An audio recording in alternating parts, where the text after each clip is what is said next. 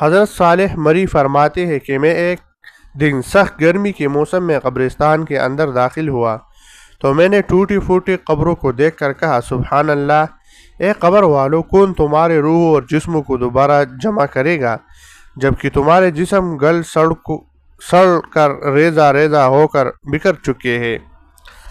صالح مری فرماتے ہیں میری زبان سے ان جملوں کا نکلنا تھا کہ ایک شکستہ قبر سے آواز آئی، اے صالح، کیا تمہیں قرآن مجید کی آیت یاد نہیں؟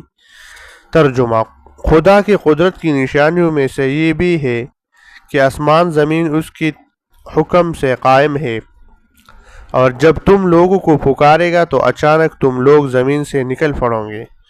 صالح مری کا بیان ہے، ٹوٹی ہوئی قبر میں سے یہ آواز سن کر مجھ پر ایسا خوف طاری ہوا کہ میں وحشت سے کانپتی ہوئی منہ کی بل گر پڑا۔ امام قتادہ وغیرہ کے استاد حدیث عبداللہ بن غالب حدانی 830 میں شہید کر دی گئی۔ دفن کے بعد ان کی قبر شریف کی مٹی سے مشک کی خوشبو آتی تھی۔ ان کے ایک بھائی کو خواب میں ان کا دیدار ہوا تو پوچھا آپ کا کیا حال ہے؟ فرمایا جنتی قرار دیا گیا۔ میں نے پوچھا کون سے عمل کے باعث؟ فرمایا ایمان کامل، تہجد اور گرمیوں کے روزے کے سبب سے۔ پھر پوچھا آپ کی قبر سے مشک کی خوشبو کیوں آ رہی ہے؟ جواب دیا یہ میری تلاوت اور روزوں میں پیاس کی خوشبو ہے۔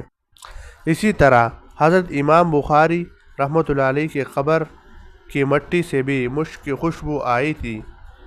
بار بار قبر پر مٹی ڈالی جاتی تھی مگر لوگ خوشبو کی وجہ سے مٹی اٹھا لے جاتے